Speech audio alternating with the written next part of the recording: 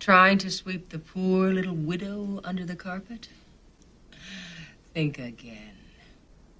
I'm on the board of directors of this lousy company. Well, we assumed that with your husband gone, you would no longer want to be on the board. Al and I helped build Pepsi to what it is today. I intend to stay with it. We appreciate your devotion and contribution, Miss Crawford.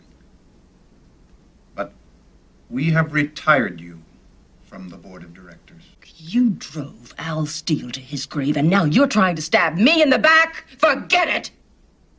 I fought worse monsters than you for years in Hollywood. I know how to win the hard way. Miss Crawford, we don't want any hard feelings.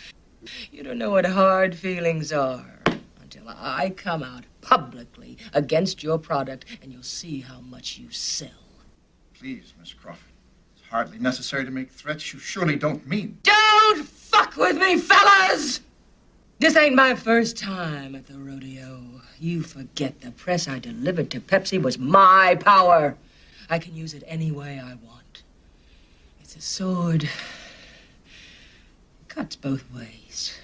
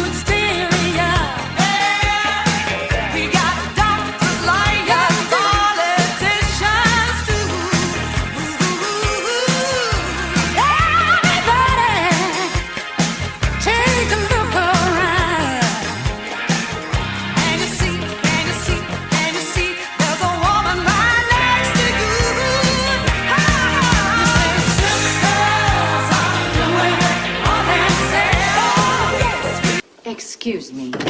Aren't you Marjorie Lee Winnick, the current Miss Georgia World? Why, yes, I am. I'm Julia Sugarbaker, Suzanne Sugarbaker's sister. I couldn't help overhearing part of your conversation. Well, I'm sorry. I didn't know anyone was here. Yes, and I gather from your comments there are a couple of other things you don't know, Marjorie. For example, you probably didn't know that Suzanne was the only contestant in Georgia pageant history to sweep every category except congeniality. And that is not something the women in my family aspire to anyway. That's really Or nice. that when she walked down the runway in her swimsuit, 5 contestants quit on the spot. Or that when she emerged from the isolation booth to answer the question, what would you do to prevent war?